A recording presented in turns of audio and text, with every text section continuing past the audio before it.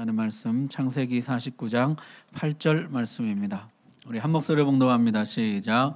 유다야 너는 내 형제의 찬송이 될지라 내 손이 내 원수의 목을 잡을 것이요 내 아버지의 아들들이 내 앞에 절하리로다. 아멘. 7년 풍년이 지나고 흉년이 찾아왔습니다. 고대 근동 지역의 전체가 극심한 기근에 시달리게 되었습니다. 그런데 유독 애굽에만 양식이 있는 것이죠. 사람들이 양식을 사러 애굽으로 몰려들었습니다. 야곱도 아들들을 보냈습니다. 아들 몇 명을 보냈을까요? 최대한 많은 양식을 사와야 하니까 아들 모두를 보냈습니다. 베냐민만 빼고. 요셉 사건 이후에 야곱은 절대 형들 곁에 베냐민을 두지 않았습니다. 라헬, 요셉, 베냐민. 이제 야곱에게 남은 건 베냐민뿐이었습니다. 형들이 드디어 애굽 총리 앞에 왔습니다. 여러분 42장 6절 말씀 한번 보십시오.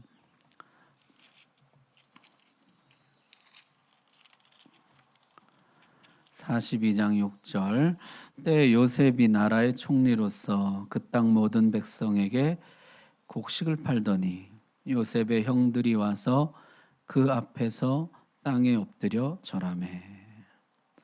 하나님이 주셨던 꿈이 성취되고 있습니다. 형제들이 와서 절하고 아버지와 어머니 모든 가족들이 절하는 꿈이었죠. 그러나 그것이 그저 한번 꾸벅 절만 하는 꿈은 아닐 것입니다.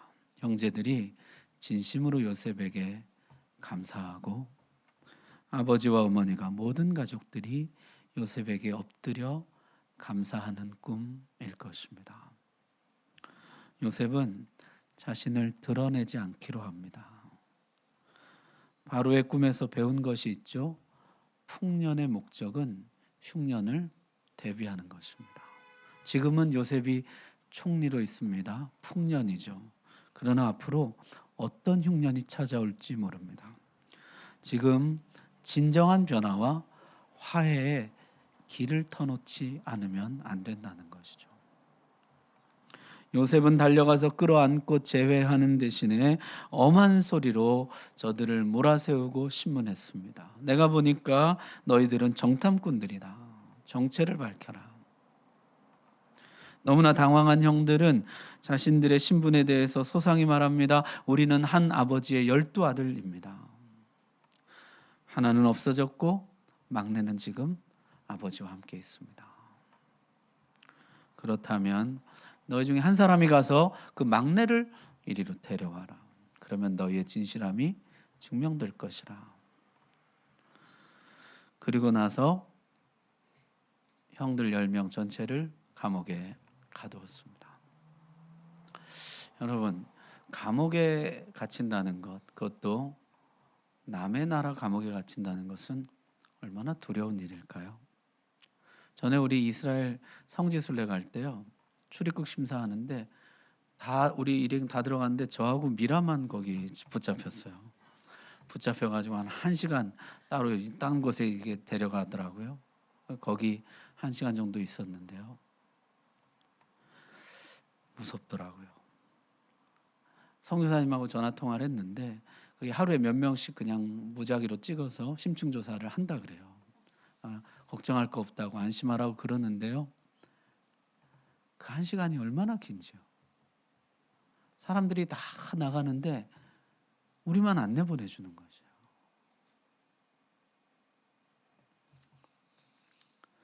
출입국 심사도 아니고 지금 남의 나라 감옥에, 그것도 스파이로 몰려서 투옥되었습니다.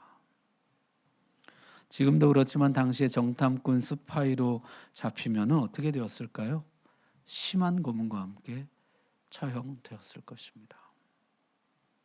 형들은 두려움에 떨었습니다. 형들이 3일 동안에 무슨 생각을 했을까요? 성경이 저들의 이야기를 이렇게 싣고 있습니다. 21절에 보니까요. 그들이 서로 말하되 우리가 아우의 일로 말미암아 범죄하였도다. 그가 우리에게 애걸할 때 그 마음의 괴로움을 보고도 듣지 아니하였으므로 이 괴로움이 우리에게 임하도다. 그들은 지금 천벌을 받는다고 생각하고 있습니다. 동생을 애굽에 팔아버렸기에 우리가 지금 애굽에서 이런 일을 당한다. 동생의 괴로움을 외면했기에 우리가 지금 괴로움을 당한다.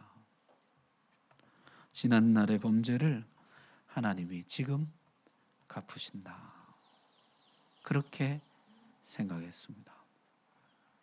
3일 뒤에 애굽 총리가 와서 호의를 베풉니다. 한 명만 가라고 했는데요. 이제 한 명만 남으라는 것이에요. 한 명만 남고 나머지는 다 올라가라. 가서 막내를 데리고 와서 너희 말이 거짓이 아님을 증명하라. 왜 9을 올려보냈을까요? 양식을 최대한 많이 가지고 갈 수 있도록, 또 10명의 아들이 갔다가 한 명만 돌아왔을 때 아버지가 받을 충격을 생각해서 요셉이 그걸 배려했다는 것이에요. 그는 명령을 바꿔서 한 명만 남고 9이 올라가라. 그들을 보내주었습니다. 자, 9명의 형들은 집으로 돌아와서 자초지정을 아버지께 설명합니다. 이렇게 해서 시몬은 잡히게 되었고 우리가 베냐민을 데리고 가면 시몬을 살릴 수가 있습니다. 안전하게 빼내올 수가 있습니다. 야곱이 펄쩍 뛰었죠. 절대 베냐민을 보낼 수 없다. 여러분, 아버지 이 말을 들었을 때 이 형들의 마음은 어땠을까요? 베냐민만 자식인가? 우린 자식도 아닌가? 지금 시므온이 붙잡혀서 어떻게 될지 모르는데 이 아버지는 끝내 베냐민을 보낼 수 없다는 것입니다. 굉장히 서운하고 화가 났을 것입니다. 르우벤이 나섭니다. 만약에 베냐민을 무사히 못 데려오면은 나의 두 아들을 죽이십시오. 극단적인 발언까지 했지만은 르우벤은 이미 신뢰를 잃었습니다. 아버지가 전혀 듣지를 않아요. 시간이 얼마나 흘렀을까요? 가져온 양식이 다 떨어졌습니다.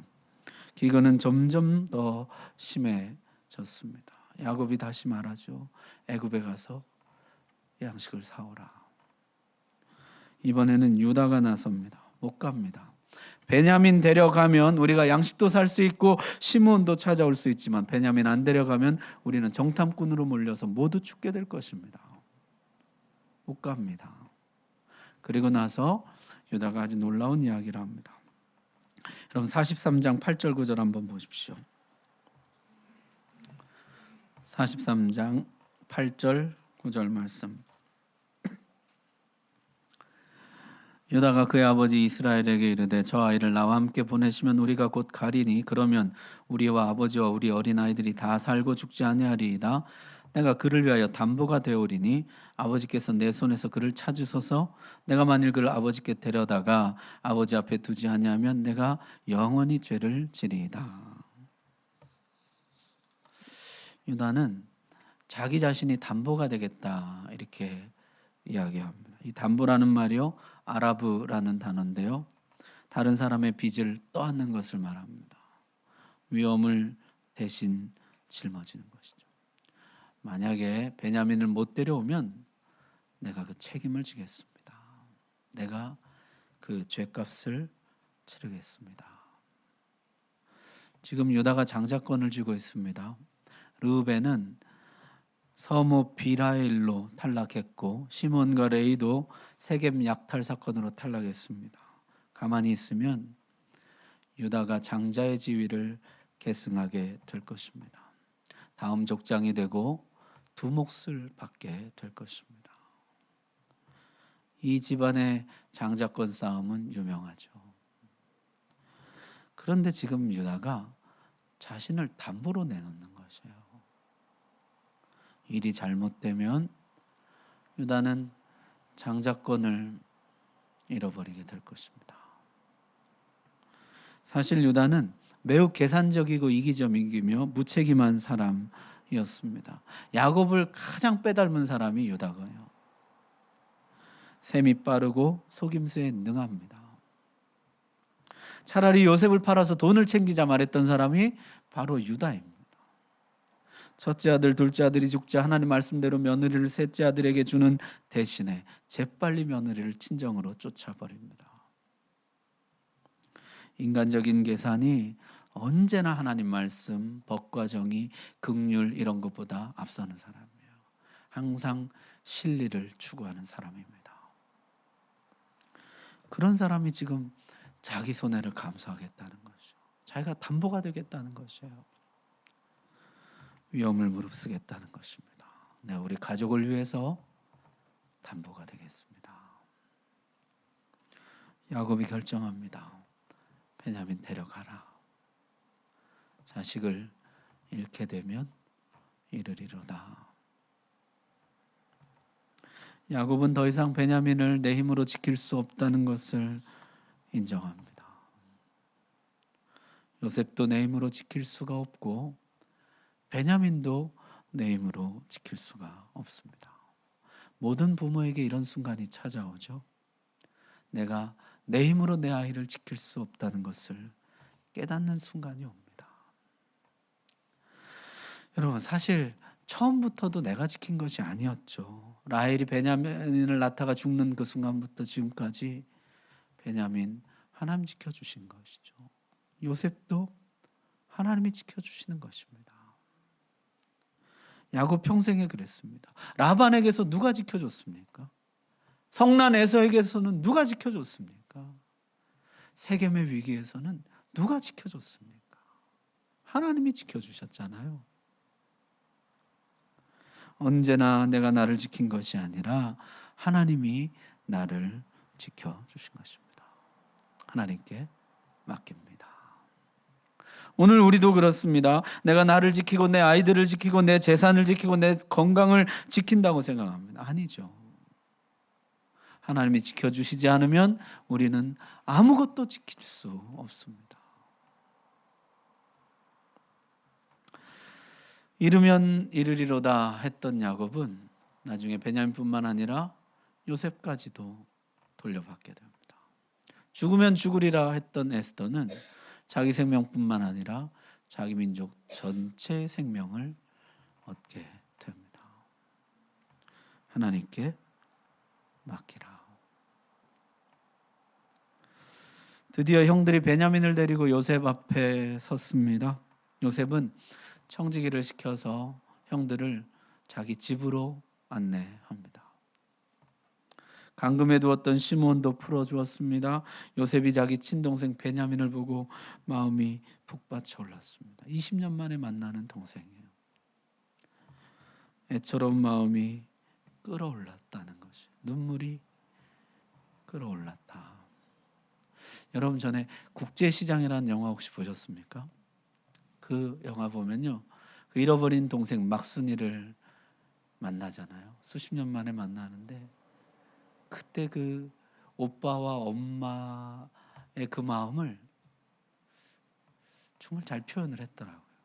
그 끓어오르는 정과 그 수십 년 쌓여있던 그게 한꺼번에 이제 터져 나오는 거잖아요. 그 서름과 그리움과 막 미안함과 이런 게 한꺼번에 그냥 막 쏟아져 나오는 것이잖아요. 요셉이 그랬다는 것이죠. 성경에 보니까요, 요셉이 아우를 사랑하는 마음이 복받쳐서 급히 울 곳을 찾아 안방으로 들어가서 울었다. 복받쳐 올랐다는 것이요. 이게요, 카마르라는 단어인데요, 이게 타오르다, 뜨겁다, 흥분하다 이런 뜻이에요. 마음이 불타오르는 것이에요. 마음이 그 애처로움으로, 안타까움으로, 미안함으로 그 막 여기서부터 끌어올라오는 것이에요. 이 단어가요, 호세아서에 한 번 더 나옵니다. 하나님의 마음을 나타낼 때 이 단어가 한 번 더 쓰여요. 에브라임이여 내가 어찌 너를 놓겠느냐, 이스라엘이여 내가 어찌 너를 버리겠느냐, 내가 어찌 너를 아드마같이 놓겠느냐, 어찌 너를 수보임같이 두겠느냐. 내 마음이 내 속에서 돌이키어 나의 긍휼이 온전히 불붙듯 하도다. 여기에 불붙듯 하도다 번역한 이 단어가 아까 그 복받쳐 그것과 똑같은 단어예요. 하나님의 마음이 막 끓어오르는 것이, 불타오르는 것이에요. 연약한 우리를 바라볼 때 그 안쓰러움과 안타까움이 하나님 안에서 막 불타오르는 것이죠.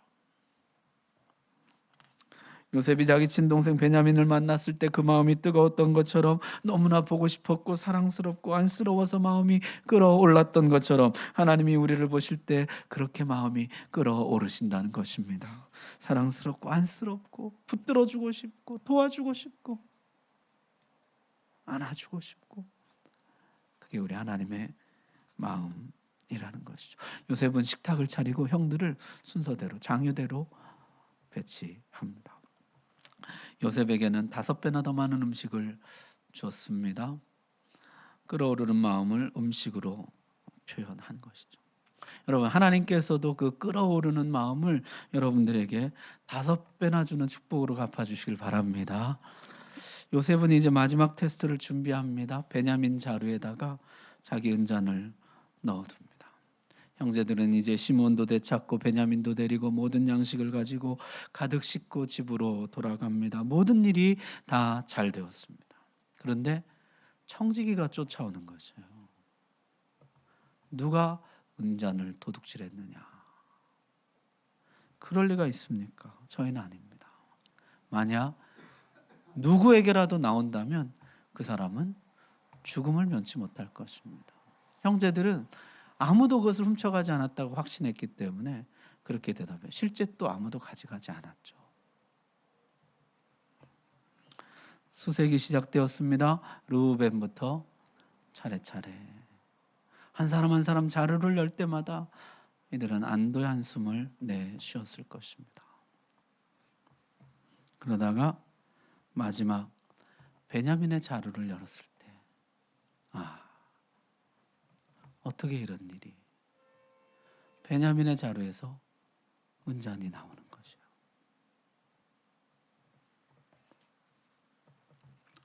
사실 이때 분위기로 보나 사안의 중대성으로 보나 베냐민의 성품으로 보나 절대 베냐민이 은잔을 훔쳤을 리 없습니다. 그런데 하필 은잔이 콕 집어서 베냐민에게서 나오는 것이에요. 형제들은 모두 다 총리 앞으로 돌아옵니다. 돌아왔는데 총리가 여전히 그 집 앞에 서 있는 것이에요. 요셉은 속으로 생각했습니다. 베냐민만 올까? 형들이 다 같이 올까? 전에는 어땠습니까? 요셉만 두고 가버렸잖아요. 베냐민의 자루에서 나왔으니까 네 책임이다 하고 다 가버렸을까요? 아니면 베냐민과 함께 다 같이 돌아올까? 요셉이 기다리고 있는데요. 형들이 다 같이 돌아옵니다. 요셉이 엄히 묻습니다. 왜 내 은잔을 도둑질하였느냐? 왜 선을 악으로 갚느냐? 그때 유다가 이렇게 말합니다. 여러분 44장 16절입니다. 44장 16절 우리 같이 한번 읽겠습니다. 시작. 유다가 말하되 우리가 내 주께 무슨 말을 하오리이까? 무슨 설명을 하오리이까? 우리가 어떻게 우리의 정직함을 나타내리이까? 하나님이 종들의 죄악을 찾아내셨으니 우리가 이 잔이 발견된 자가 다 내 주의 노예가 되겠나이다. 아멘. 하나님이 우리의 죄악을 찾아내셨습니다. 자신들은 총리의 은잔을 훔치지 않았습니다. 그러나 아버지에게서 동생을 훔쳤습니다. 총리는 베냐민에게서 은잔을 찾아냈지만은 하나님은 우리들에게서 죄악을 찾아내셨습니다. 우리가 무슨 말을 하며 무슨 변명을 할 수 있습니까? 하나님이 우리의 죄를 찾아내시고 적발하시고 드러내시는데 우리가 무슨 변명할 수 있겠습니까? 그 벌을 받겠습니다. 그 죄값을 치르겠습니다. 그들은 지금 정말 실감나게 하나님을 경험하고 있습니다. 찾아내시는 하나님, 적발하시는 하나님, 드러내시는 하나님, 상 줄 자에게 상을 주고 벌 줄 자에게 벌을 주는 하나님, 숨길 수도 없고 감출 수도 없는 하나님을 그들은 경험하고 있습니다. 22년 전 동생을 죽이려고 했던 일, 동생을 돈 받고 팔아버렸던 일, 하나님이 지금 그 죄를 찾아내시고 적발하시고 드러내시는 것입니다. 그때는 다 잘 끝난 줄 알았죠. 아버지도 모르고 세상 사람들도 모르고 그저 그렇게 잘 덮이고 잘 지나가는 줄 알았습니다. 그런데 하나님이 지금 그 죄를 찾아내시는 것이에요. 적발하시는 것이에요. 드러내시는 것이에요. 잘 좀 챙기지, 누가 베냐민 자루에 은잔을 넣었어, 무슨 일을 이렇게 엉성하게 처리해, 이제 어떻게 할 거야, 난 그냥 집으로 갈 거야, 네 자루에서 나왔으니 네가 책임져. 아무도 그렇게 말하는 사람이 없었습니다. 형들은 지금 모두 다 우리가 하나님 앞에 서 있다는 것을 느끼고 있습니다. 하나님이 우리의 죄를 적발하신다는 것을 느끼고 있습니다. 하나님이 이 일을 이렇게 드러내신다는 것을 느끼고 있는 것이죠. 여러분, 세월이 얼만데요? 22년이면은 기억도 안 날 만큼 오래전 일 아닙니까? 근데 여러분, 이 형들이 지금 하나님이 이 죄를 드러낸다고 느끼는 것이에요. 물론 그렇게 하시는 것이죠, 하나님이. 여러분, 죄는 시간이 해결해 주지 못합니다. 덮어놓고 시간이 간다고 없어지는 것이 아닙니다. 죄는 오직 회개할 때만, 하나님 용서해 주실 때만 해결되는 것입니다. 총리가 말합니다. 아니라, 결코 그렇게 하지 않을 것이라. 이 은잔이 발견된 베냐민만 내 종이 될 것이다. 너희들은 나머지는 다 올라가라. 그랬습니다. 상당히 유혹이 되었을 것 같아요. 여기서 잡히면요, 평생 애굽의 종살이를 해야 돼요. 가서 아버지에게 할 말도 있어요. 베냐민이 도적질한 걸 우리가 어떻게 합니까? 지가 지 스스로 잡히는데 우리가 그걸 어떻게 하냐고. 애굽의 총리가 베냐민을 붙들고 우리를 추방시켜 버리는데 우리가 어떻게 합니까? 어쩔 수가 없었습니다. 예전에는 동생 옷에다 짐승 피까지 묻혀가면서 요셉이 잡아먹혔다고 거짓말을 했는데요, 이건 거짓말도 아니잖아요. 책임이 나에게 있는 것도 아니잖아요. 베냐민에게서 은잔이 나온 걸 우리가 어떻게 하냐고. 그런데 이때 유다가 다시 나섭니다. 내 주는 노하지 마소서, 제가 한 말씀만 아뢰게 해주소서.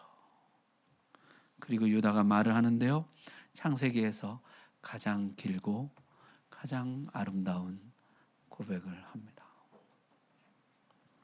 유다의 말은 이런 것이에요. 저희 아버지가 노년에 얻은 아들 베냐민을 아주 각별히 사랑합니다. 저희 집에서 아버지가 진짜 사랑한 사람은 라헬 어머니와 요셉 그리고 베냐민 세 사람뿐인데, 라헬 어머니도 돌아가시고 요셉도 죽고 이제 남은 것은 베냐민뿐입니다. 베냐민은 아버지의 생명입니다.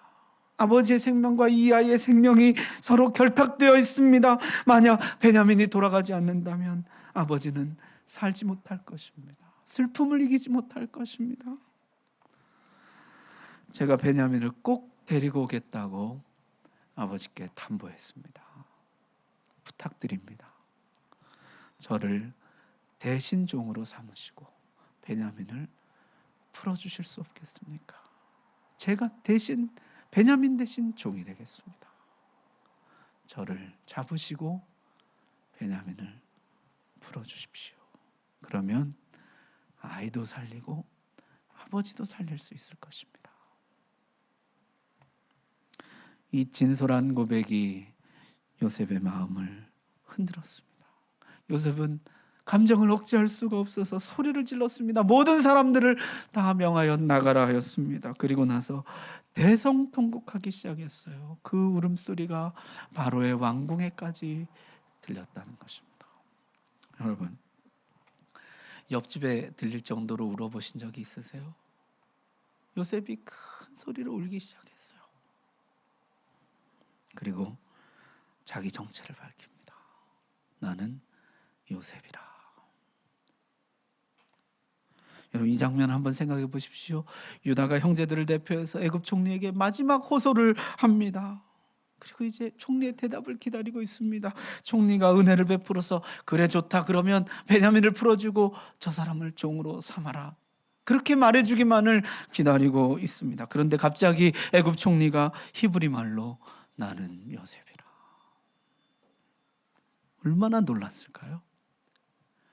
형들이 놀라서 말을 하지 못했다는 것이요. 여기서 놀랐다는 말이요, 전쟁에 쓰는 말입니다. 전쟁이 터졌다는 소식을 들었어요. 머릿속이 하얘지는 것이죠. 뭐부터 챙겨야 될지, 어디로 가야 할지, 누구에게 연락해야 될지 아무 생각도 나지 않는 것이요. 지금 형들이 그런 것입니다. 요셉이 가서 먼저 베냐민의 목을 끌어안고 울었어요. 베냐민도 그제야 요셉의 목을 안고 울었습니다. 그리고 나서 형들이 입 맞추고 울었어요. 요셉이 얼마나 기다리고 꿈꿔왔던 순간입니까? 요셉과 모든 형제들이 서로 용서하고 화해하고 하나 되었습니다. 형들은 변했습니다.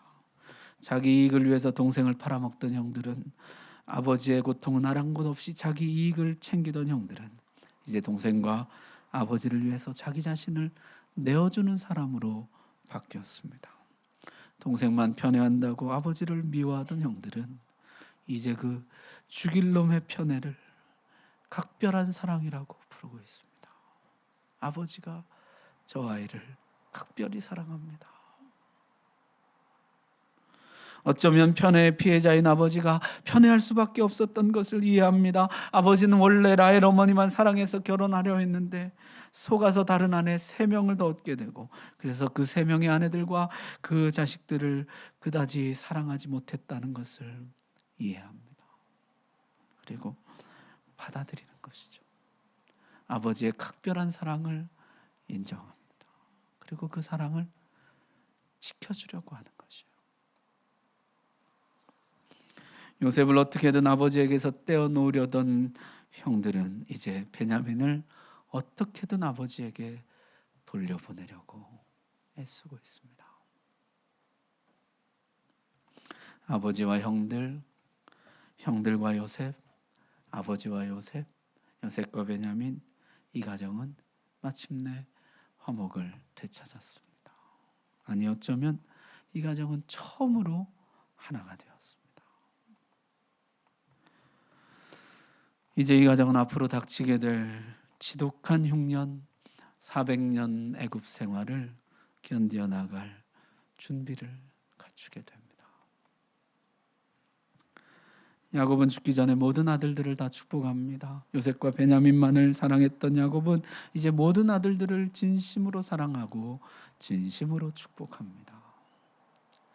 그 12아들 축복 중에 유다를 향한 축복을 한번 보십시오. 오늘 읽은 말씀입니다. 19장 8절 말씀. 우리 같이 한번 읽겠습니다. 시작. 유다야, 너는 내 형제의 찬송이 될지라. 내 손이 내 원수의 목을 잡을 것이요 내 아버지의 아들들이 내 앞에 전하리로다. 아멘. 유다 이름의 뜻은 찬송이란 뜻입니다. 그러나 유다는 지금까지 찬송이 아니었어요. 이기적이고 무책임한 사람이었습니다. 자기 속만 챙기는 사람이었습니다. 그러나 이제 유다는 진짜 형제들의 찬송이 됩니다. 야곱은 정말 유다에게 고마웠을 것 같아요. 온 가족의 화해를 이끌어내 주었습니다. 너는 형제의 찬송이 될지라. 내 아버지 아들들이 너에게 절할 것이라. 요셉에게 절하는 것으로 시작해서 유다에게 절하는 것으로 끝나는 것이죠. 요셉이 화해의 물꼬를 텄다면은 유다가 화해를 완성합니다. 야곱이 죽을 때 장자권을 누구에게 줬을까요?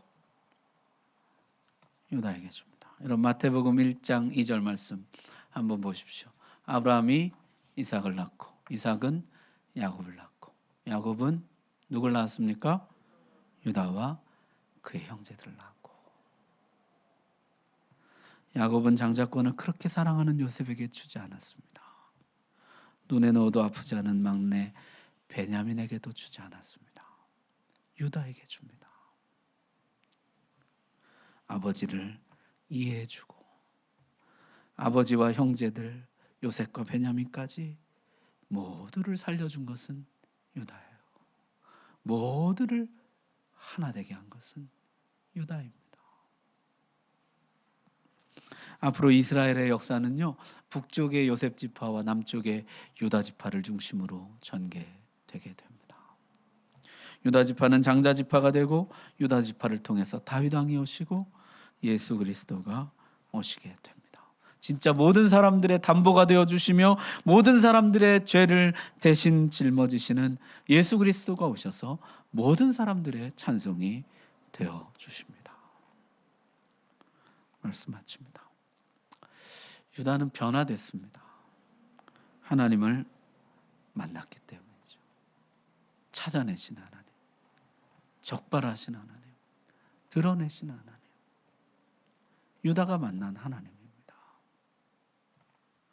자신이 며느리를 속이고 며느리에게 악행한 일들을 적발하시고 드러내셨습니다. 자신이 요셉을 돈 받고 판 일을 하나님은 찾아내시고 드러내셨습니다. 하나님 앞에서는 어떤 것도 감출 수 없다. 속일 수도 은폐할 수도 없다. 결국에 모든 것을 드러나게 하신다. 유다는 그런 하나님을 만났습니다. 히브리서 이렇게 말씀합니다. 지으신 것이 하나도 그 앞에 나타나지 않음이 없고 우리의 결산을 받으신 이의 눈앞에 만물이 벌거벗은 것 같이 드러나느니라. 모든 것이 드러나게 된다. 드러내고 드러내시다가 마지막 결산의 날 하나님은 우리의 모든 것을 드러내십니다. 감추었던 모든 것들을, 우리의 삶의 모든 것들을 하나님은 그날에 드러내십니다. 찾아내십니다. 적발하십니다. 유다는 자기 욕심을 따라 사는 삶, 무책임한 삶을 청산하고 하나님 앞에서 사는 삶, 결산을 준비하는 삶을 선택합니다. 여러분, 하나님이 우리의 모든 것도 찾아내시고 적발하시고 드러내실까요? 그렇습니다. 하나님은 지금도 모든 사람을 감찰하시며 찾아내시고 적발하시고 드러내십니다. 하나님 앞에 감출 수 있는 것은 아무것도 없습니다. 모든 것이 드러나게 될 것입니다. 여러분, 욕심을 따라 사는 삶을 청산하십시오. 이기적인 삶을 청산하십시오. 무책임한 삶을 청산하십시오. 하나님 앞에 결산받을 날이 있는 것을 기억하십시오. 그리고 하나님 앞에서 살아가십시오. 우리 형제들의 찬송이 되십시다. 우리도 우리 가정의 찬송이 되고 이 사회의 찬송이 되십시다. 오늘 말씀 여러분의 말씀으로 받으시기 바랍니다. 기도하겠습니다.